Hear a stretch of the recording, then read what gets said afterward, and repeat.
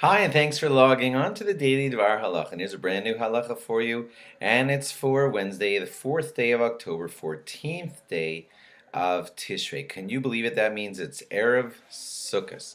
Come upon us kind of quickly, and I want to tell you one of many laws that you'll need to know as Sukkot arrives, and that is this. When you set up your Lulav, I want you to not make some classic mistakes. First of all, the basics. Your lulav should be facing you with the green part of the lulav facing towards you.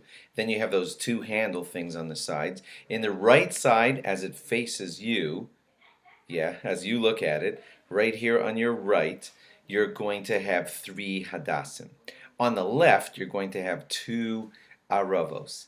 And when you put the hadassim and the aravos into their holders, there is something that you want to watch for, and that is when you jam them into that holder. If you jam them in too extra tight, then what ends up happening is that a lot of the leaves get stripped off of the hadassim and aravos, and that's a bad thing because they become invalid if too many of their leaves are torn off. So if you jam them in really tightly, then what's going to end up happening is you're going to have an invalid hadas in there and an invalid harava in there. So a good thing to do is to try to widen out those handles just by squishing it with your finger. And now when it's wide, then you gently place them in and no leaves get torn off while you put them into their holders. Other things that I want to quickly squeeze in before the Yom Tov arrives is that I don't know what the weather is predicted where you are. On the east coast of the U.S. where we are, the predictions are pretty good for not rain on the first and second night of Sukkot. On the first and second night of Sukkot, that's the one time you're supposed to try to sit in the sukkah no matter what. So if it's raining at the beginning of the meal, you might want to try to wait it out. Or eventually, if you see you can't wait out the rain, then just go out there and make kiddush and eat a tiny bit. But in the rain, which is something we'll never tell you to do on the rest of Sukkot, but on the first night, you must sit in the sukkah. So the way to accomplish that is to just go out there no matter what. But try to wait out the rain if there's rain. Hopefully, you're not having rain and you won't be faced with that trouble. Generally, the rule is that you should try to do all of your eating in the sukkah. If it's something like a drink, you are, of course, allowed to have that drink outside of the sukkah. If it's fruit or anything like that, you're allowed to have it outside of the sukkah. The things that are more like required to be eaten in the sukkah are things like bread and cake and mazonos and hamotzi and things like that.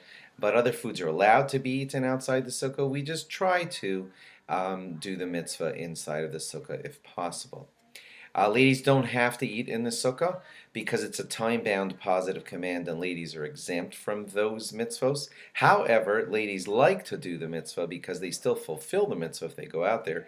And so most of what we're saying here applies to ladies also if they want to fulfill the mitzvah of being in the sukkah. As far as sleeping in the sukkah,